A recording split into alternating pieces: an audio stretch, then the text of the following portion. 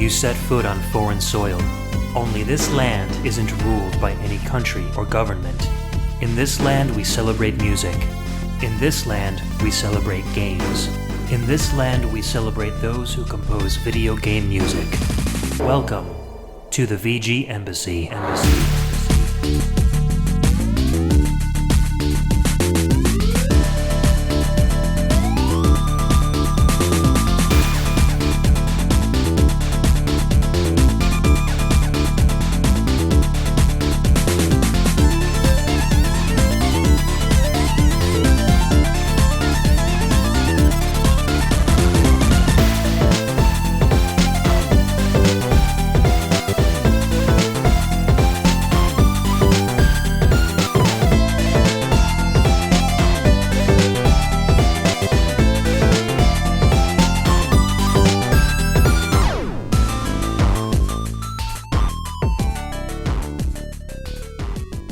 Welcome and thank you for tuning in to another episode of the VG Embassy. This is a new show centered around video game music and the amazing online community of fans and podcasters that enjoy it. My name's Ed, and on each episode, I'll take the role of Prime VG Minister and invite a guest VG Ambassador onto the show to share with us their own video game music culture. Or I might share a part of my culture on a solo show. Speaking of the amazing online community of fans and podcasters that enjoy it, I have a very special guest VG Ambassador today. So with us on episode 4, Hockey with the Messenger, is Alex Messenger. And so Alex, in relation to the VGM community, he's very important because he's one of the moderators of the Fans of VGM podcasts group on Facebook, which is kind of like a central hub where a lot of fans of VGM podcasts and podcasters like to hang out. It's become very popular in the past few months that it's been going on for. So I'm really happy to have you on the show, Alex. Welcome to the VG Embassy. And thank you for being a VG Ambassador with us today. Oh, yeah. Thanks for, having me on the show, Ed. Actually, to let you know, we're actually getting up to the 1-year anniversary of the group. Oh my God, has it been that long? It feels like only a couple months that it's been open, but that's because there's so much activity on it. It goes a mile a minute. Oh, that group, it definitely grew a lot over the months, and we're kind of like one big, happy family of sorts. Yeah, absolutely. And if you haven't heard of it, you can go to facebook.com/groups/VGM podcast fans, and you'll be able to find it pretty easily. And you can just request to join, and we'll let you in, and you can start on the conversation. We do a lot of talking about video game music and podcasts, and some people give updates on the latest VGM podcasts or share their favorite songs they've just discovered. It's pretty cool stuff. So, speaking of VGM and video games, today's topic is hockey. And we've chosen the subject because I've known through hearing a lot of Alex's posts and requests on the VGM Jukebox over the years, and just talking to him online, that he's a really big hockey fan. And I figured that this would be a great theme so Alex could share kind of his passion with us, and we can dig into some kind of obscure and well-known hockey games and listen to some music from them. So, Alex, how did you come to love hockey so much? I first started watching hockey when my grandfather, he would take me to games for local, hockey team. And, constantly, going there, like every Saturday game that they have, I just grew to love the game. I could imagine, yeah. I did the same thing with football when I was a kid. My dad was a Yale graduate, and we live about 15 minutes from the Yale campus. We would always go to the Yale football games, and that's kind of how I got into it. So I guess our childhoods were kind of parallel, because I would go to the Saturday football games, and you'd go to the Saturday hockey games, and we both kind of got interested in it that way. That's pretty cool. So how did you come to love video games and VGM so much? I mean, you're always posting about really cool VGM stuff on the group. So where did you get your love for that? Video games have pretty much just always been, a part of my life. Like, I really can't think of, any time that, I just didn't have video games. My dad, he had a Super Nintendo, and, he would have, like, the main classics, like Super Mario World and A Link to the Past. Mm-hmm. And I would either, watch him play it or play along with him, and I think, playing with my dad, we kind of, bonded over that, and it just kind of helped me grow my love for video games. Absolutely, I know that feeling. I used to play the Atari 2600 with my dad and my grandpa when I was a kid, and those are some of my favorite memories from back then. So it's always cool, and I'm trying to do the same thing with my kids too. My youngest is really into Nintendo and Kirby and Yoshi and all that, so I try to sit down with him as much as I can and play, because I want him to have those same memories that we had. So this must be a great show for you then, because we're kind of combining probably your two biggest passions into one, right? We're doing VGM and we're doing hockey at the same time. Yeah, it's pretty surreal. I'll definitely tell you that. Well, I'm glad that I could help you share this passion and culture of yours with everyone listening to the VG Embassy. So, what do you say we get into the first track? We're going to go kind of chronologically here. So, hockey video games have been around for a really long time. In fact, some of the earliest video games were actually hockey video games, and they're still making hockey video games to this day. So we're going to start off with a pretty early title with a great soundtrack. So number 1 on our list is Power Play Hockey, USA versus USSR. And this came out on the Commodore 64 in 1988. We're going to play the intro/title music from that game, and the composer was the infamous C64 composer himself, Rob Hubbard. Let's take a listen.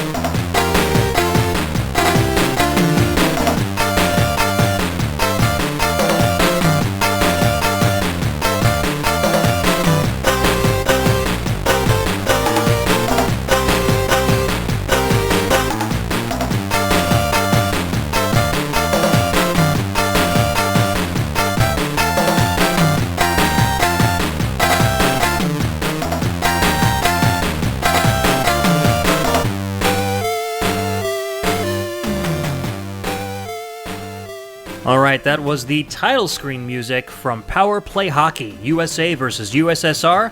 That came out on the Commodore 64 in 1988, composed by the venerable Rob Hubbard. What'd you think of this one, Alex? I thought it was pretty pleasant.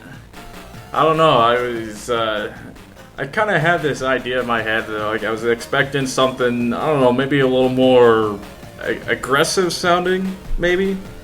But yeah, Hubbard definitely has kind of an aggressive sound in a lot of his Commodore 64 tracks.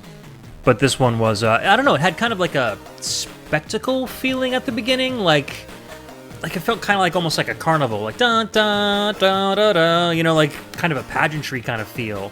But then it gets kind of heavy with the drums and like those really, really thick synths that I just love about the SID chip. Like no two SID songs sound that much the same because those textures in those synths are just so programmable and you can make them sound kind of any way you want. And Rob Hubbard had this like really good knack for making all of his songs sound very different from each other. Have you played this game at all? Or like even looked at any video of it? Yeah, I checked out a little bit of the gameplay for it. It looks like a pretty decent game. One thing that was kind of bugging me about it was all the players, like on their teams, they mostly had like the same colored jerseys. Yeah. But then like one of their guys would have like a darker color. Yeah. Well, that's the guy that you're controlling. Oh, you know what? That makes sense. Yeah, so instead of having like an icon above or below them like they do in kind of like the modern games, the slightly different colored one would be the one that you're controlling at the time. And I think it's kind of like Tecmo Bowl or something where you can only control one guy. You can't switch your character. So you just have to kind of keep a lookout for that one guy with the dark jersey, and that's how you're controlling. And the screen follows the puck and not your guy. So there's a possibility for you to go off the screen and you kind of have to find your way back. But overall, for it being like a 1988 Commodore 64 game, the game controls really well and it feels really smooth. So they did a really good job on this one. I feel like as far as like the system goes, they could have done much, much worse. I was actually expecting a lot worse. Yeah, definitely. And there are some worse games for newer systems that we're probably going to talk about as the show goes on. But, a big part about hockey games is like that feeling of momentum, because obviously you're on ice skates and you can't stop really, really short and you can't make like right angle turns. And so a lot of these really early games kind of had that kind of feeling, and I was kind of expecting that out of this C64 game, but it wasn't. You made really good kind of like realistic turns and skating lines with this one. So, they did their research on it. So, let's see. Let's get into a brief history of hockey video games, because I mentioned earlier that they're some of the earliest games to have ever come out. And the very first official hockey game was Hockey/Soccer, and that came out of the Magnavox Odyssey 2, which was released way back in 1979. So I was only a year old, and Alex, you probably weren't even a gleam in your parents' eye at that point. No. Oh, not even an idea, nothing. Yeah, exactly. So it was a pretty basic game. It looked a lot like Pong or, some of the earlier Atari 2600 games where it was just a solid color background and you had, single color sprite guys that would kind of move around the screen and try to get the puck into just like this very square looking net. It was good. There wasn't any music at all in the game, so there was really nothing to feature on this show. And I say it's the first official hockey game because, the infamous game Pong could technically be considered a rudimentary hockey game, and that came out in 1972. So, if you want to kind of like stretch the rules a little bit, you could say that hockey was one of the very first video games ever made. And since then, there have been over 100 hockey titles released in the North American video game market, spanning nearly every single console and handheld system released here, with the exception of the 3DO, which really made me upset because the Madden game, Madden NFL, was really good on the 3DO, and I was doing some research for this particular show, and there's a prototype. You can watch it on YouTube, prototype video of NHL 96 for the 3DO, and it looked really, really good. You watched that, Alex. What did you think of that one? Yeah, I actually thought it did look pretty good as well, and I guess it was another one of those games that I kind of had like some expectations in my mind, and it was completely different than what I was expecting. Yeah, a lot of people, if you're not familiar with the 3DO, you maybe kind of underestimate its capabilities sometimes, but especially with like Electronic Arts, they would make really good polygonal-based games, and I think with the 3DO version, it was going to be sprite-based, digitized hockey players on a fully polygonal hockey rink with like dynamic camera angles and like reflective ice and stuff. It looked really good for its time, so it's a shame that it never came out. But, you know, being that there's like over 100 hockey titles, the collection of games and tunes that we're playing here doesn't even cover 10% of the existing hockey games. So I'd love to hear about your favorite hockey games and game tunes on the VG Embassy social media pages, and I'll put links to those in the show notes, and I'll call those out at the end of the show, so stay tuned for that. So I know, you know, there's going to be a whole bunch of tunes that you guys are probably hoping that we play from hockey games that we might not get to. Feel free to share them on our social media. That would be totally awesome. So, is there anything else you want to talk about before we go on to the next track, Alex? Really, all I gotta say was I did definitely had to leave some, you know, some games out of this episode. Yeah, same for me. And I made a couple of last-minute switches with my picks, so there were a couple titles that almost made it into the show. And, you know, it's crazy. There are a lot of really good soundtracks for hockey games that I was just not aware of. So I'm really excited to share some games on this show that have really good soundtracks that are actually some hidden gems. So I'll point those out as we go through it. So let's say we get into the next track. We're jumping ahead 2 years in hockey history. So this is an arcade game that came out in 1990. This is the Character Select theme from Hit the Ice, which was composed by John Hay. Let's hit it.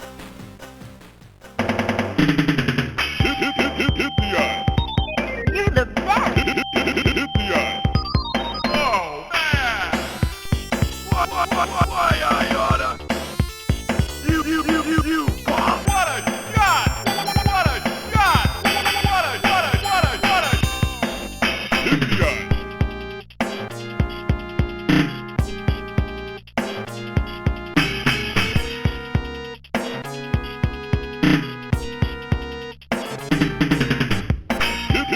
Hit the eye. You're the best. Hit the eye. Oh, man! Why I oughta? All right, that goofy little track was the Character Select theme from Hit the Ice, which came out in 1990 in the arcades, and that was composed by Mr. John Hay. And if that name sounds familiar, it's because he's also the guy that wrote the soundtrack to all of the NBA Jam games. And Hit the Ice has kind of been described as the NBA Jam of hockey games, so it's like a 2-on-2 with a goalie. You know, you can be on fire if you get a hat trick, and you can do power slams and all this sort of crazy stuff. So it's a very arcade-style game, and I think this particular track kind of really matches that flavor of the game. What do you think, Alex? Just like the game, that track, I would best describe it as goofy. Yes, absolutely. This is kind of a tribute, I think, to Mike, my former co-host on Pixel Tunes Radio. He would always go in for this stuff. He loves the goofy, you know, vocal samples, Mick and Mac Global Gladiators theme song kind of stuff. So this really popped out at me when I heard it. I was like, Mike's gonna love this one, so I'm just gonna throw it in the show. Have you ever played Hit the Ice?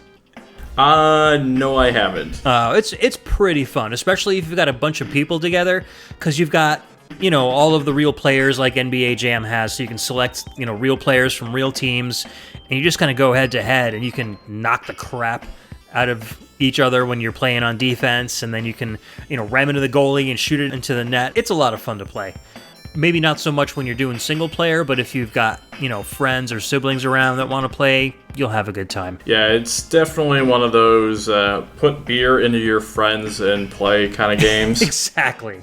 100% accurate on that. And, you know, this song has its merits, too, because aside from all of the crazy vocals and stuff like that, the last half of the tune is actually this nice little jazz ditty. It kind of gets a little more calm. You get a little bit more of those, you know, FM tones kind of coming through with some nice sampled toms there. So I kind of appreciated it for that. You know, if they eliminated the vocals from the song, it might have been taken a little bit more seriously, but, you know, I understand why they have all those crazy, like, why I oughta, and you're the best going on in there, because it's got to feel like a crazy arcade game. Yeah, I got a feeling I'm probably going to go around saying all that, you know, for the next week. It'll become the new meme for the week. Hit the ice. Why I oughta. Why I oughta. All right, so I put together just a quick milestone timeline so you guys kind of understand how hockey titles evolved over the years. So, a brief history for those who have been living under a rock for the last 25 years. The NHL, which stands for the National Hockey League, it's North America's premier hockey league, and it's got teams in the United States and Canada. And the first of many licensed games was NHL Hockey, which was put out on the Intellivision and published by Mattel way back in 1979. So it was only a year after the first hockey game was ever made. And that started a long line of NHL-supported games, which are still being released to this day. Now, there's another association called the NHLPA, and that's the NHL Players Association. And video game publishers need to also contract with them if they want to have their player names and likenesses in the games. So if you only have a contract with the NHL, that means you can put the NHL teams in the game, but not the player likenesses. And if you only contract with the NHLPA, you're not going to be able to do the team names, but you can have like generic team names, like you can just go like Boston, Calgary, etc. But you can have the real players and the real likenesses in there. So it's kind of interesting. So the best games, or the most accurate video games, are going to have both NHL and NHLPA licenses. The first game to feature player names but not the teams was Wayne Gretzky Hockey, which came out on the NES in 1991. That same year, Electronic Arts also gained both the NHL and the NHLPA rights, and they brought one of the best hockey games ever made, which was also called NHL Hockey, to the Sega Genesis. And that would begin a long yearly series of games from Electronic Arts that's continued ever since. NHL 2018 was the last one that came out, and I'm sure they'll be going on forever and ever and ever. NHL Hockey on the Genesis was so popular and so good that many Europeans also credit this game, which was called EA Hockey in the UK, for introducing them to the sport, which was almost unheard of in the area at the time. So this game actually brought hockey to Europe, which is kind of crazy when you think about it. The Hockey Wars heated up when 989 Studios, a subsidiary of Sony, began to release the NHL Face-Off series, and that ran concurrently with EA's Juggernaut from 1995 until about 2003, and Sega themselves started the NHL 2K series from 2000 until 2011. Hockey fans had no shortages of games to play back then, because in inclusion of those three, there were also other hockey games coming out every year. So at first, I really enjoyed the EA hockey games, and then later on, when we got a Dreamcast and stuff, my brother and I would play like the NHL 2K games. Alex, which was your favorite series to play back then? Well, it was definitely the EA series for sure. Yeah. Any particular reason over the other ones? I don't know. I just always felt like, they were a bit more polished, I guess. They played better. Yeah. I guess for someone who's like a huge hockey fan, the EA games had that accuracy going for them. I think as like a casual, like I know how hockey is played, but I don't really like watching it too much on TV, and I just want to have a good time. Like the 2K games were a little more arcadey in that sense. I think they played a little bit faster, but they weren't as real life as the EA games were. So maybe that's why we appreciated them a little bit more. I don't know. Did you get that impression? Or did you even ever play the 2K games? I kind of dabbled, with the 2K games, but I just mainly played the EA games. I guess once you get your loyalty going on, you don't really want to switch over. It's like, drinking Coca-Cola forever and then trying to switch to Pepsi. You're like, what the hell is this?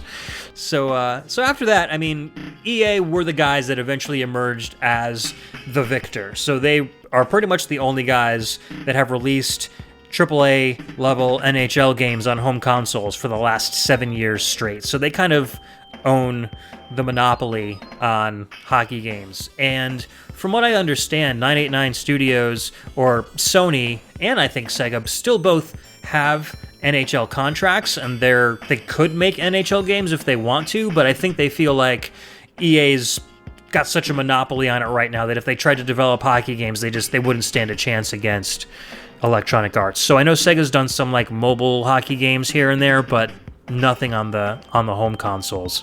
Which I find, very disappointing because, when the 2K games were out, it just kind of just lit this fire, under EA to do better in their NHL games. And it definitely shows nowadays that they're still good games, but they could be a lot better. Yeah, I've always heard that there's been a lot of complaints. And I know with EA nowadays, they're kind of microtransacting things a lot, with Star Wars Battlefront and all that stuff coming out, that they've had all these loot crates, and it's not like you're not buying a full game anymore. So is that kind of the way that the NHL games have been with them lately? Do you find that there's like lots of unlockables, or can you pretty much just get into the full game right away?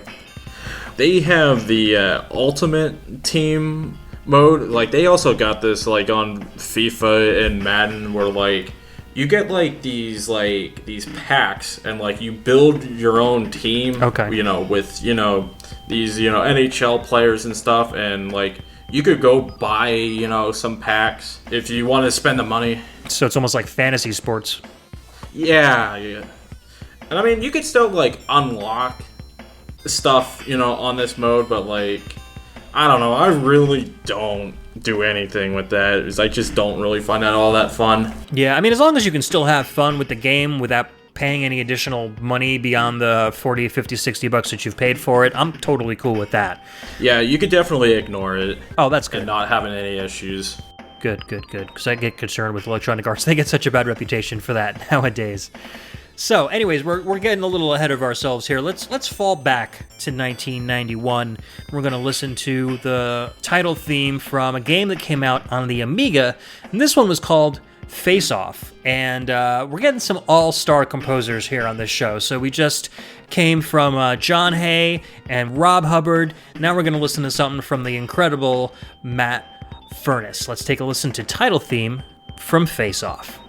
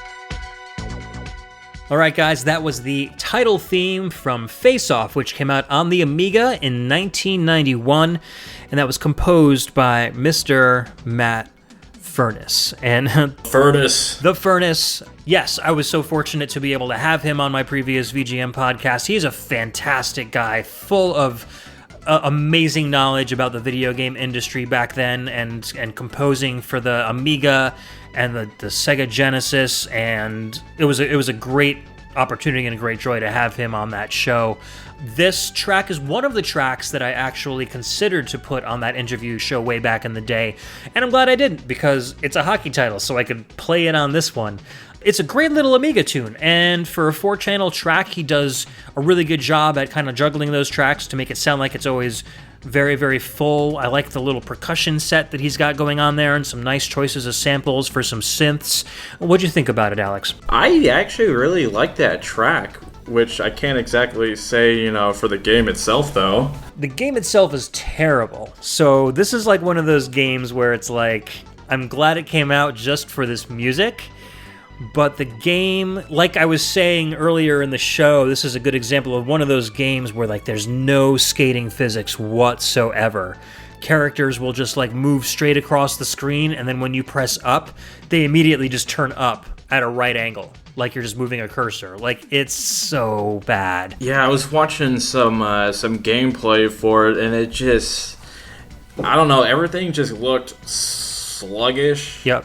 And like, I'm not really picky about puck physics, but it just seemed like it was really bad. And like, the puck will like hit the corner and it just stops on a dime. Right. And I'm like, what? There's no momentum. The physics engine was really bad. So the standard kind of tradition for like one-button hockey games is if you want to pass the puck, you press the button really quickly. And if you want to shoot the puck, you would hold the button down, kind of charge up your shot a little bit, and then let go to slap the shot at the net.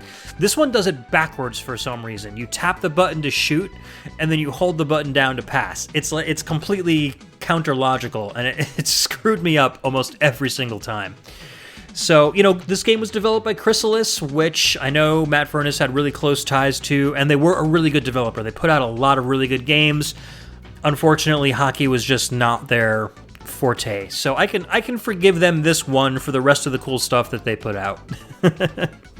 So, yeah, I mean, good track for the Amiga. I think there weren't many hockey games that came out on the Amiga at all. So at least they got a couple. And, this was before NHL 93 came out on, in that country too. So it's probably was developed by people who didn't know a lot of hockey to begin with. I don't think there were any televised hockey games or anything in Europe at that time. So they were probably just going by footage that they had from American hockey games and such. I think there's only 2 or 3 tracks in this soundtrack. It might just be the title theme and like an in-game menu theme. So go download the soundtrack if you're really interested in it, but I wouldn't recommend checking out the game at all. So let's move on to finally a pick from Alex, because we're going chronological. I always have a tendency to dig way, way, way back in history to find cool tracks from like European computers and stuff. But Alex has a great Game Boy track coming up. What's next, sir? It is from Blades of Steel, and actually, just like you mentioned, this is the Game Boy version. I don't know. Everyone seems when they think of Blades of Steel, they always think of the NES version. Yeah. And yeah, this is the in-game music composed by Hidehiro Funuichi and Akiko Ito. All right, let's take a listen.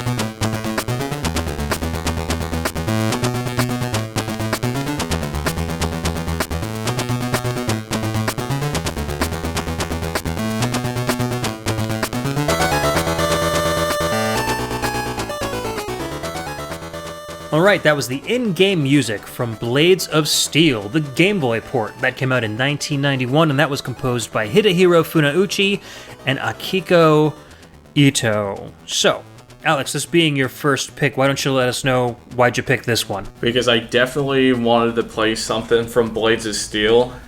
So it's like one of the best hockey games ever.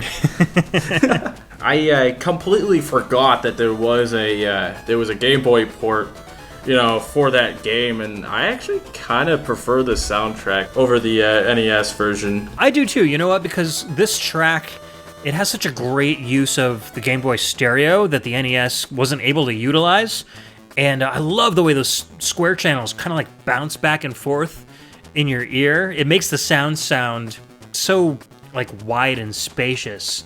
And even that little synth that comes in towards the end is really cool too. Like, this is a really well composed, very solid sounding track. And Konami was always fantastic with their music, so I kind of expected it. But for a hockey game, you don't always expect the best music in the world, and I think they really did a good job with this one. Yeah, I just got that that bass part just kind of just stuck in my head.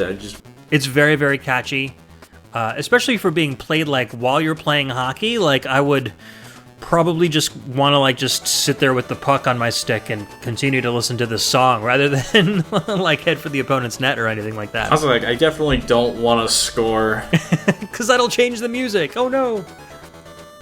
But both of these guys have had a lot of Game Boy experience to their name. So like Hidehiro Funauchi, aside from this, did Skater Die Bad and Rad on the Game Boy, Castlevania 2 Belmont's Revenge, Quarth, Castlevania The Adventure. So, I mean, they did a lot of Game Boy music. Akiko Ito worked on Kid Dracula, Parodius, and Pop and Twinbee. So, a lot of Konami's really kind of like big titles back then, they both had hands in composing for. So that kind of explains the quality of the music here. Have you played this one compared to the NES Blades of Steel? I actually dabbled in this Game Boy one a little bit, and there's not really a whole lot, I could say differently about, from the NES version. I mean, they're both really good games. You were more of a Blades of Steel guy back then over the original NES Ice Hockey? Definitely. And Ice Hockey, I mean, that's a pretty good game too. Yeah. I just kind of preferred Blades of Steel. Yeah, Ice Hockey was the game that I owned as a kid, and all my friends had Blades of Steel. So I would go over to their house to play Blades of Steel, and they would come to my place to play Ice Hockey. And they're both very different games. I think Blades of Steel had a little bit more polish to it and had the fighting element, so there were some, like penalties and stuff. And Ice Hockey had that element of more of like some tactics involved, because you would choose the size of your players at the beginning of each match, and so you can kind of choose which configuration was right for you. It's almost like rock, paper, scissors, where the bigger characters would be slower, but they would easily overpower the skinny characters. So that was a fun game to play. And then Blades of Steel was just like all out. Everybody was fully powered up, and it was just kind of like a beastly hockey game that was just a grand lot of fun. So if the Game Boy had any fraction of that amount of slickness and power that the original Blades of Steel had, then I imagine it would be a really fun game to take on the go with you. Oh yeah, for sure. So let's get into the next game. This is one of my picks. This is a very interesting title. This is a Famicom-only release, and this is the title theme from Ike Ike Neketsu Hakibu Subete Koronde Dai Round 2. And this was composed by Kazuo Sawa, Michiya Hirasawa, and Yoshihiro Kameoka. This came out for the Famicom in 1992.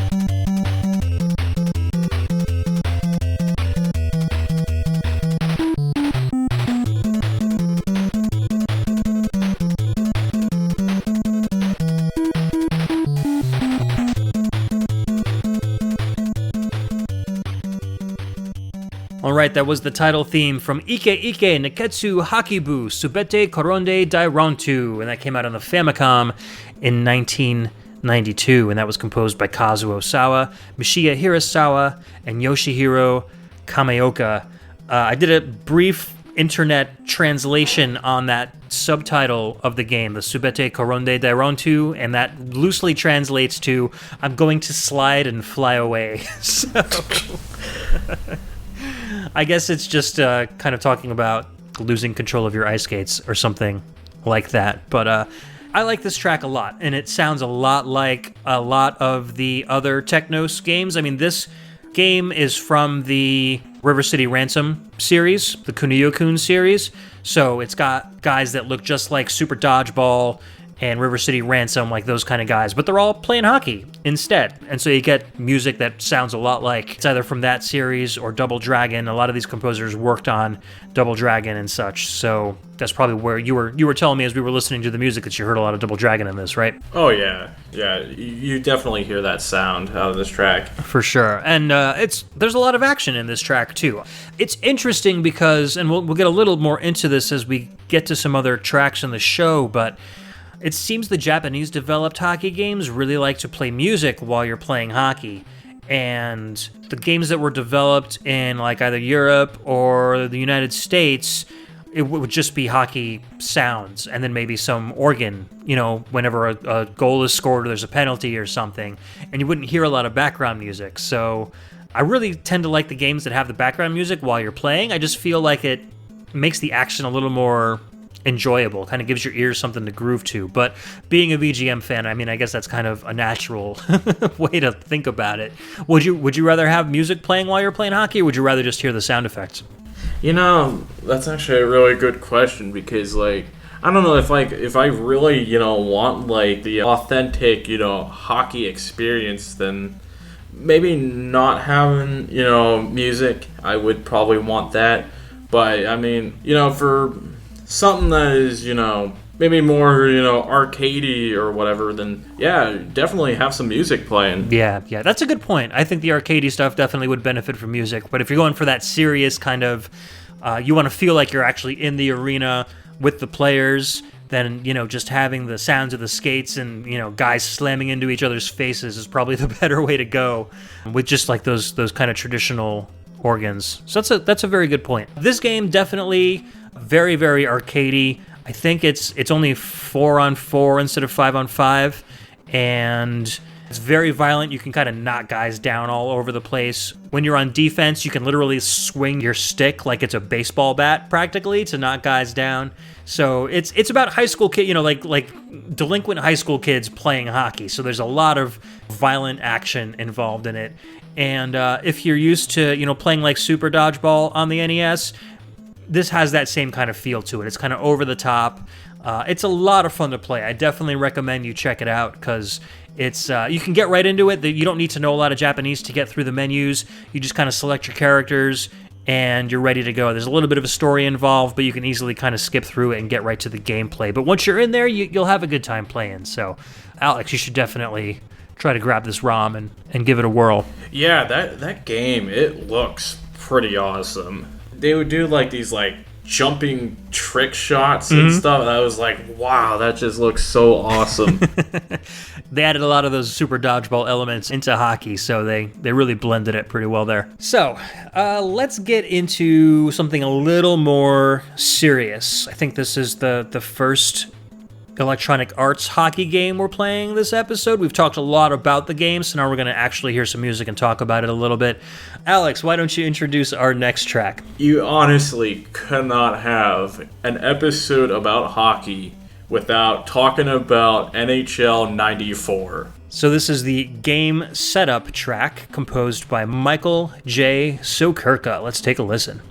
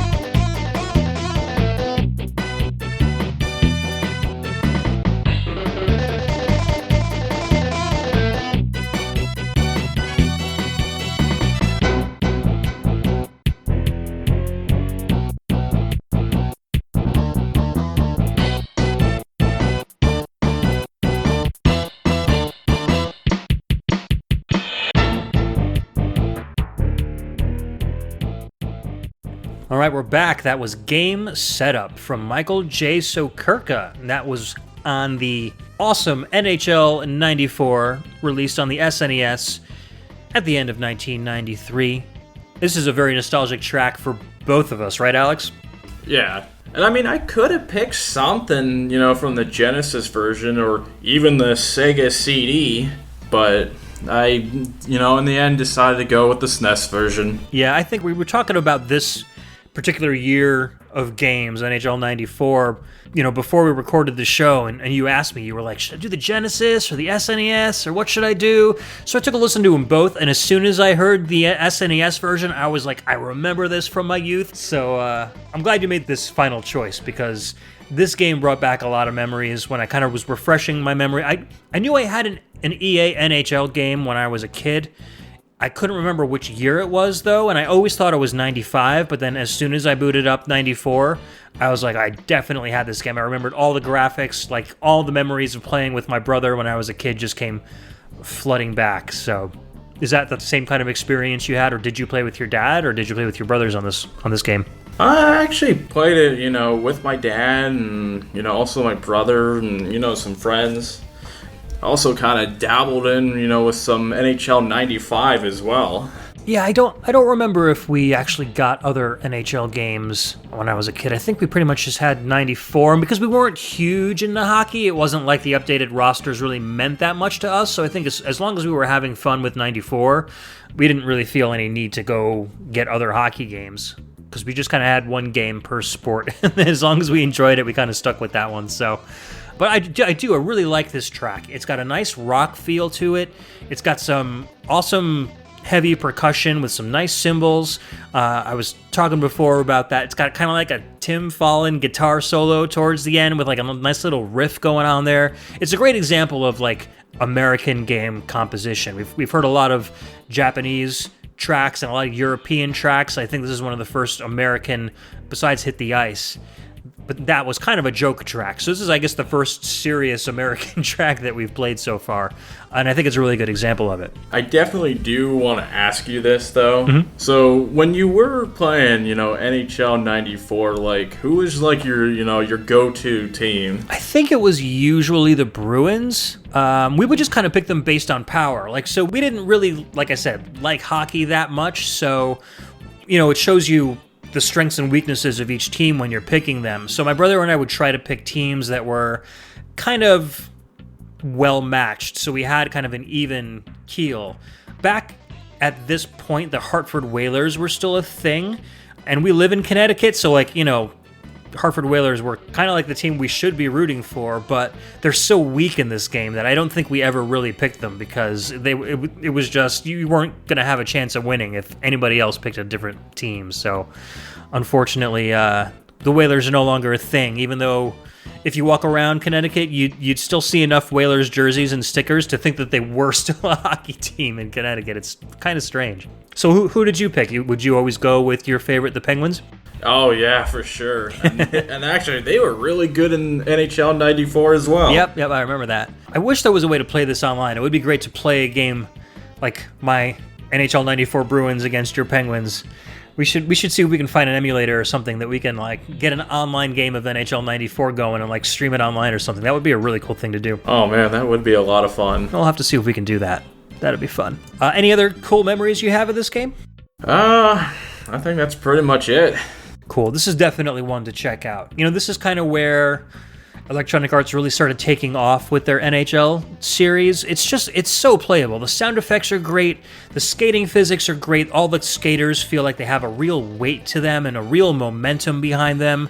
It's easy to kind of pick up and grasp and easy to get the puck away from somebody else, but then it's also easy to kind of control the puck if you know what you're doing and do some really nice like one-touch passes and, kind of confuse the goalie here and there. So they're really starting to get into the deeper strategies of hockey with this game, where the earlier games were just kind of like, try to make it down the rink and see if you can get it in the net without a lot of strategy behind it. So I think this one really kind of gave true hockey fans that feel that they were looking for, where they can actually control what's going on in the rink. So that's what kind of set them up for success as their NHL games went on in the future. Yeah, this is definitely the game that after you're done listening to the episode, you want to like check out any of these games. Like NHL '94 is like the game that I definitely recommend. Yeah, go for this one first for sure.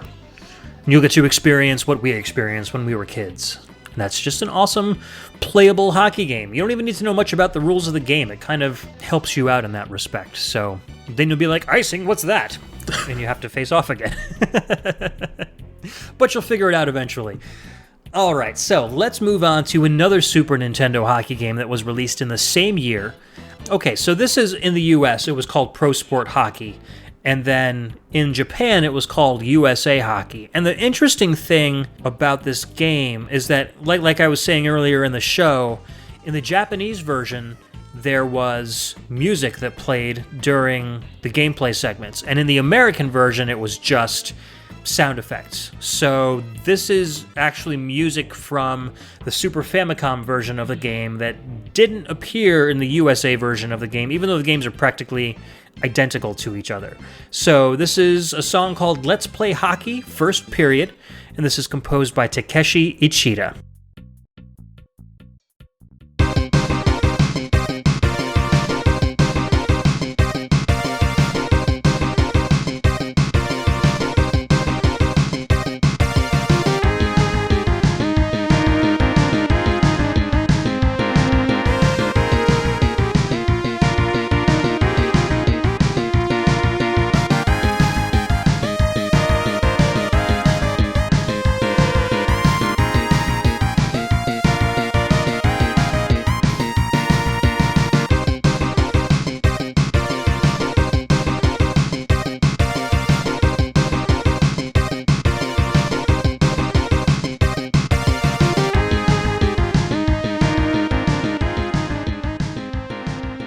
Alright, that was Let's Play Hockey, First Period, from Pro Sport Hockey, released on the SNES in 1993, and that was composed by Takeshi Ichida.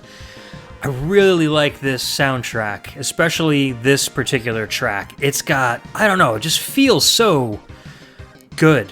This is a game that was developed by Jaleco, so I think it uses a very similar instrument set to a lot of the other Jaleco games that were out around that time, like Earth Defense Force and stuff, so those sounds feel very familiar to me because I played a lot of Jaleco games back then.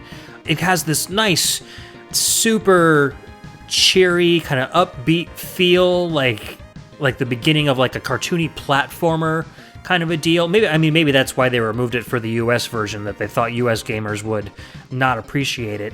But listening to it on its own, I got a lot of feelings of joy and like positivity out of it. What'd you take from this one? Oh, I thought this was like a jam. I was just totally digging that. Yeah, this is definitely a hidden gem as far as SNES soundtracks go. And the ending theme is really good too. It feels more like an RPG ending. It didn't really fit in with like a hockey motif, but I urge you to definitely go and check out the ending theme from this soundtrack on your own. And like I said, so this music doesn't appear at all on the North American version of the game. There's only sound effects, and then you get the organ playing in between periods and during penalties and stuff in the US version. And the Japanese version has different music for first, second, and third periods. So there's like 3 whole pieces that were written for this game that you never even hear in the US version, which is kind of lame. The game itself, it looks good. It actually looks almost better than NHL 94. The rink has kind of a Mode 7 quality to it, so it kind of like tilts back and forth as the camera moves back and forth. The characters are nice and big, they're animated really well. It feels pretty good to skate around. The one thing that they did that kind of ruined this game was they created a fatigue aspect to it. And so what happens is the players and the goalies get tired over time, so they're almost invincible, like for the first period of the game. The goalies are impossible to score on. It's really easy to get the puck, so you're constantly going back and forth like crazy and constantly trying to shoot on these goalies.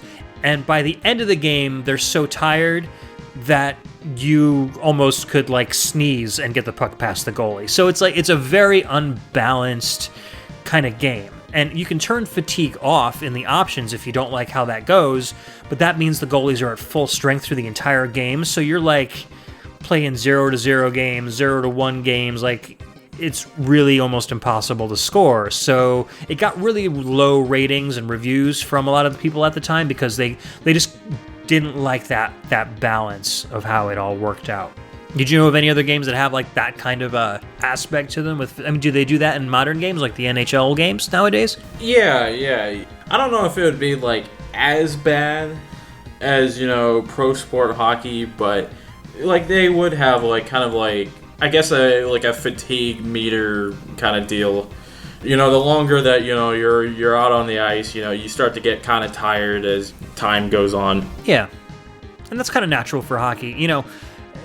They didn't do it so much in the older games, but as games got more realistic and went on, you'd see players go, into the booth, and other players would come out during penalty times and new face-offs and stuff. So, I guess around this time is where that started to happen. But I didn't play enough to know if you could swap your goalie out when they got fatigued. I don't know how. Does that even work in a hockey game? Can you swap your goalie out mid-game, or do you have to wait until like between periods, or? Like, if your goalie is just getting like let up, yeah, they'll definitely throw their backup in. Yeah, that makes a lot of sense. Kind of just maybe, I don't know, spark something, in the team, play better, whatever. Right. Just get a new pair of legs in there to see if they can take care of the onslaught if your defense is weak.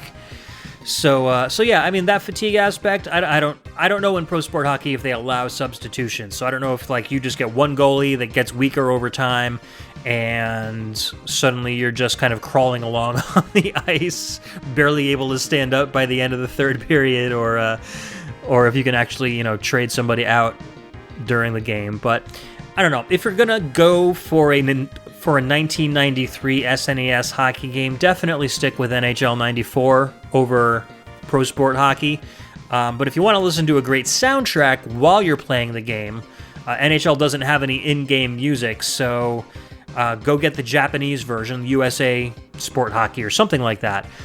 Grab that one for the Super Famicom, and then you can play a okay hockey game with some excellent background music, and then you'll have a decent soundtrack to jam to. So, so let's jump ahead a couple years to 1995. We've got another arcade-style hockey game coming up. This is NHL 2-on-2 Open Ice Challenge, and this came out on the arcade and the PlayStation. And this is background music from, again, John Hay.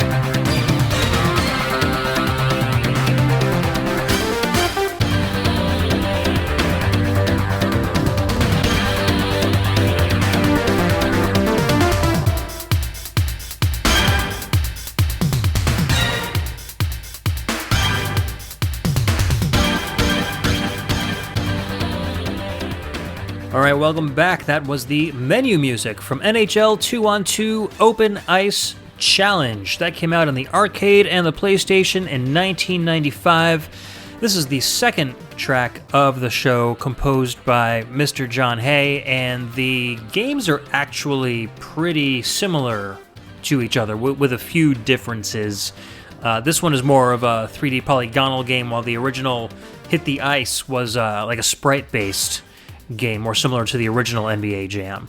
So, why'd you pick this one, Alex? It's actually one of those games that it always looked really fun to me, and I, always wanted to play it. And I actually tried to play this game, for research for the show.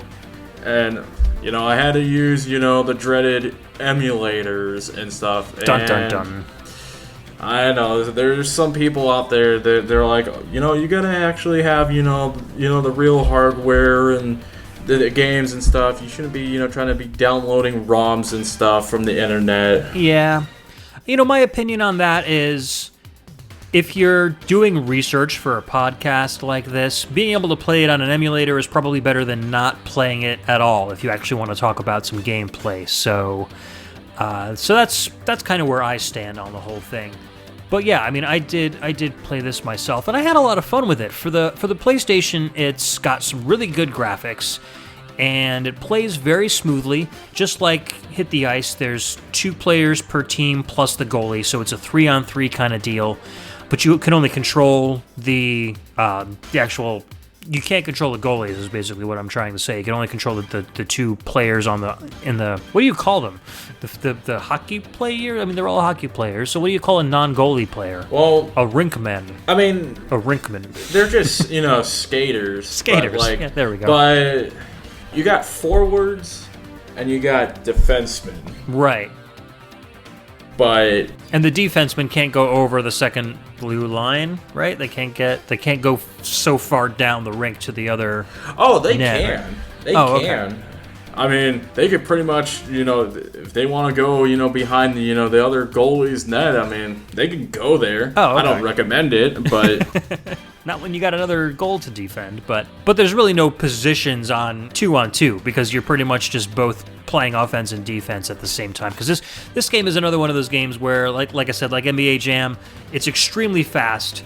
You're not going to end up with like a 1-2 score at the end of the game on this one. You're constantly shooting against the goalie. The goalies are kind of like, they're unnamed, kind of like dummies. Once in a while they'll block a shot, but it's pretty easy to score in this game. So it makes it a lot of fun if you're a good fan of offensive plays in hockey games. And I actually definitely find this game a lot more fun than Hit the Ice. Yeah, I think they really kind of developed the gameplay a little bit more. There was one pretty, big difference between the arcade and the PlayStation port, of this game.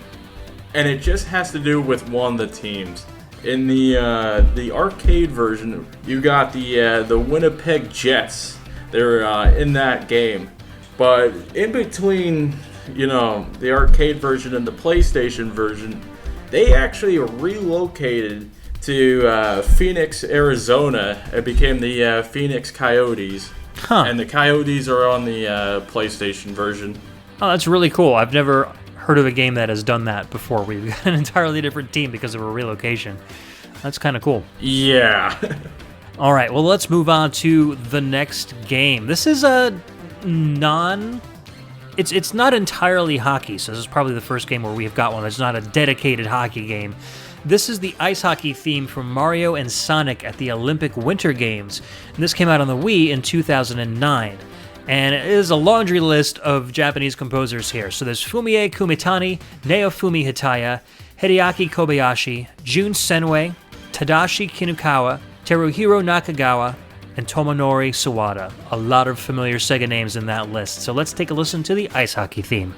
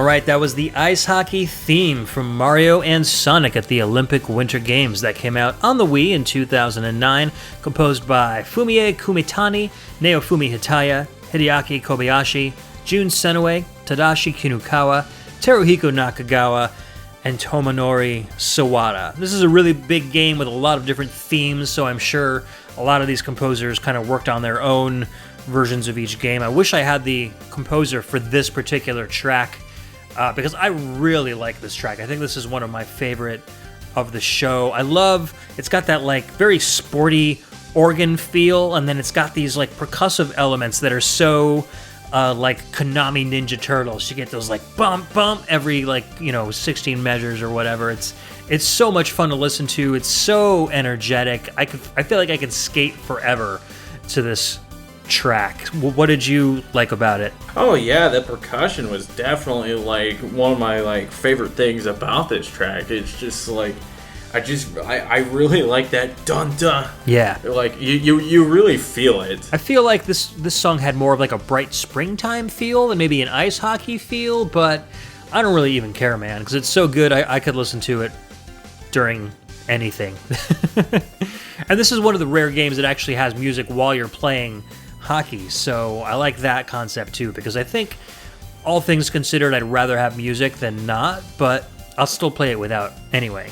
Have you played the ice hockey from this version, or did you just listen to the soundtrack? I just listened to the soundtrack. I mean, I kind of watched, a little bit of gameplay for it, and I mean, it looks alright. Yeah, it's very arcadey. I mean, what can you expect from a bunch of Mushroom Kingdom characters playing hockey?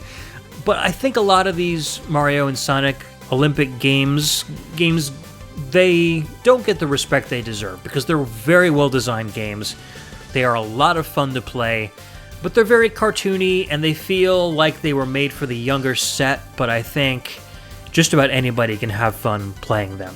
I've played the first couple too that came out, and it's just cool to see Mario and Sonic in the same game together, never mind, the fact that they're actually well put together games with some fantastic soundtracks. I mean, you look at this list of composers, Fumie Kumitani, Naofumi Hitaya, Jun Senoue, like lots of really classic Sonic composer like Sonic Adventure and all these great flagship Sega titles that these composers have worked on. So you're getting a lot of quality music from these games. Did you listen to any of the other tracks from this soundtrack when you were listening to this one? I mean, I got kind of distracted by, hearing some of the awesome, remixes of, various, Mario and Sonic songs. But, yeah, for this, I was actually pretty surprised on, how good it was. I was kind of expecting, I don't know, maybe something, kind of bland sounding, or, I don't know, maybe, corny, energetic kind of songs that you'll hear on, some Mario Kart games and stuff. I don't know. Yeah. I kind of had my, expectations a little low, kind of, checking this game out, soundtrack-wise, and kind of just grew to love this track. It's really good. Yeah, I think this one's going to end up in my collection as one of my in-car driving around with the windows down kind of tracks. This was a definite good pick. So, moving on to the last track of our show. This was, I think, the first track that you actually picked when we were putting our music together for this one. What's coming up next? This is from NHL 18, and this is the menu theme one, and it is composed by Unknown. We have no idea who composed this. This came out at the end of 2017 for the Xbox One and the PS4.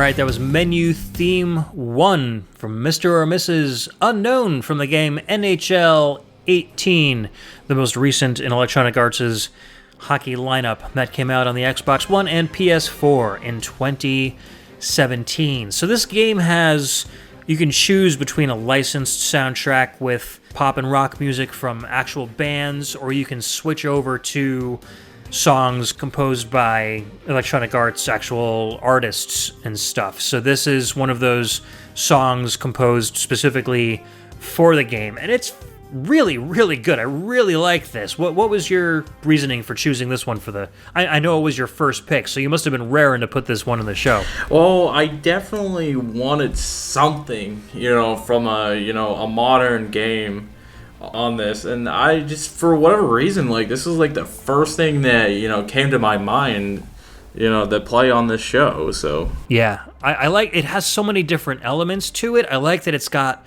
a very suspenseful kind of movie trailer feel to it, but then you've also got these kind of hard rock elements, and there's some industrial style percussions and some violin and a nice little kind of plinky plunky, I don't know what to call it, little sequence 2/3 of the way right before the end, and then it picks back up again. It's very well composed. It moves to a lot of different places. This, if it were playing in a menu and you were, configuring your team or choosing your options, you would never get tired of this track, even if it played a bunch of times, because it feels like a whole bunch of very well composed series of songs that all kind of blend into each other really well. And it's definitely a song that I hear a lot. And I'll be kind of, in the menus just messing around with a whole bunch of stuff. And I love that, it just kind of goes all over the place. There's just times where it's it's kind of atmospheric, a little moody, and then it just hits you, with the violins and the guitar. Yep, it's just great stuff. Keeps you entertained, keeps you wondering what's coming next. That's kind of what makes a song great, You're anticipating what's coming next, and you can't wait to hear it. So, especially if you're going to hear a song over and over again like this one, you're always there's enough parts where you're not just memorizing every single note throughout the entire song and it's getting bland on you. It's always keeping you interested. So, well done, Mr. or Mrs. Unknown composer. We actually did some digging to try to find out who actually composed this song, because it was so good. I wanted to know it because I wanted to hear more from them. And, they've got the credits for all of the licensed tracks, and they've got credits for the music executives from Electronic Arts, but they don't have anyone specifically credited for writing these pieces of music, which is unfortunate because I really think they deserve some credit. Yeah, I had to sit through all these credits and stuff, and I was just so disappointed that I couldn't find a composer for this. Yeah. Well, maybe somebody out there knows, or maybe it's buried somewhere in the game that somebody will find eventually, or maybe it was just created by an outside contractor for EA, that has some music already prepared, and they just kind of purchased the music and didn't credit them. Who knows? But anyways, I'm glad you picked this one because this is a really good song, and I'm impressed with hockey music at this point. It's not one of those genres where you think of and go, yeah, man, hockey has some great music in their video games, but here's a good selection of tunes that they're all very listenable. They've all got a great energy to them. I wouldn't say they all feel like hockey, but that's neither here nor there. I think they're all really good tracks. Some of them, obviously, like Hit the Ice, that feels like hockey because it just feels like guys slamming each other into the wallboards. But there are some other games that don't have that kind of hockey feeling but still have really, really good soundtracks. And if you play them enough with a hockey game, I'm sure you'll get that association. So what do you think was your favorite track from the show, Alex? Oh, man, that is tough. Hard to decide, huh? I don't know. I think I might have really liked that, just that ice hockey theme from Mario and Sonic. That might have been my favorite. Yeah, you know what? That might be my favorite too. That might be the track of the show. I'm gonna call, I don't know, man, Face Off, the Matt Furnace track was really good too. Oh, that one was amazing as well. And Pro Sport Hockey was one of my favorite just because it's this undiscovered soundtrack that's actually really, really good that not many North American players have ever heard before. So I'm gonna call Mario and Sonic. I think between the two of us, we'll crown that the best of show with a whole bunch of very, very close runner-ups. So yeah, I really enjoyed the music in this show, and I hope everybody else did too. If you want to tell us how you felt about the show, please find us on iTunes, and you can leave a rating and a review of the show there. You can find VG Embassy on Facebook. You can go to facebook.com/groups/the VG Embassy, and you can find the post where this show is located, and you can leave some comments there or just make a post on your own. On Twitter, you can find me at the VG Embassy or my personal Twitter at Ruiner9. I know you can chat with me there. I'm really looking forward to seeing feedback from you guys. As I've said on previous episodes, I'm kind of buffering a whole bunch of episodes in the wings before I officially launch the VG Embassy, so coming out in July. This show will probably play at the end of July or the beginning of August, but right now we're recording it in May, so I'm not going to have a real chance to interact with you guys until probably the first 5 or 6 episodes are done, but I'm hoping the first 5 or 6 episodes will be episodes that you guys will really enjoy. If this is your first episode tuning in, go check out episode 1 and 2 and 3. Episode 1 was talking about Echo the Dolphin, the entire series, with Emily from the VGM Jukebox, with a special guest, my youngest son, Logan, who helped us play the Echo Junior games. So that was a hoot. It was a lot of fun. Episode 2, I had Dread, otherwise known as Trevin Hughes. He's an amazing chiptuner. He's the guy that wrote the theme song for this show. We talked about shoot 'em ups, and there's always great music in shmups. Episode 3 was a solo show. I talked about one of my favorite soundtracks of all time, Hyperzone on the SNES. So please go check those out. I'd love to hear your thoughts on those as well. We've got some amazing podcasts coming up very soon, and I want you guys to check them out. Alex, thank you so much for being a VG ambassador today. I'm so glad you got to share with us your passion for hockey, and we got to explore a lot of really cool, undiscovered, and kind of well-known hockey songs, and I'd love to have you back on a future show. Well, thank you for, having me on here, Ed. This was definitely a lot of fun. Awesome. I'm glad you enjoyed it. And like I said, I'm having kind of a rotating cast of guest hosts. So all the people that you've heard guest host with me on the show probably won't be the last time that you hear from them. We'll have them come back and do different topics and different things. I've got some really, really cool Patreon ideas in the works with a way for you guys to become active in the show and interact with the VG Embassy. So stay tuned for that, and I'm going to have guest hosts participating in those Patreon-specific shows. So I don't have a URL for that yet. I haven't set up the Patreon as of this recording, but once I do, I will definitely put that in the show notes, and I'll let you guys know a little bit more about what tiers I'm going to have and how you guys can take part in the show once that Patreon is set up. So, again, thank you so much for listening to the VG Embassy. Again, thank you, Alex, Mr. The Messenger, for coming on and sharing hockey with us. And we will see you back next time with a very special show. And I've got a couple shows set up, but I'm not sure which one I'm recording next, so I'm going to leave it a secret for now. All right, so once again, Alex, thank you for coming and hanging out with me today. So what do you have going on the web? Where can people find you? You could follow me on Twitter at TheMessenger94. I don't really tweet all that much, but I might tweet something interesting. I don't totally recommend that you follow me, but you could follow me. But I also have a Facebook group called the VGM Podcast Fans, and it's just fans of, any VGM podcast. They go there and talk, VGM podcasts. It's definitely a good group. Definitely a good group. And there are, like I said, lots of fans of podcasts. Just about anybody that you're going to hear on my show is pretty much going to be a member there. Robin Purnell from Rhythm and Pixels hang out there. Josh and Emily from the VGM Jukebox hang out there. I'm in there. My former co-host Mike from Pixel Tunes hangs out there. Carl from the Supermercado Brothers just joined not too long ago as of this recording. Who else is in there? Edgar Velasco from Retro VGM Revival Hour. John Wedgeworth from Nerd Noise Radio. He's he's on there. Yep.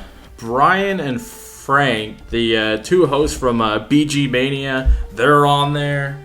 Yeah, so There's like a handful of other people that I'm not even thinking of, and too many to to even list at this point. there's quite a handful of these VGM podcasters in that group. Exactly, and that's why I really like to kind of use that group as my community standpoint, because I want the VG Embassy to be like a real embassy is, to get people in, to share culture, to connect people with each other.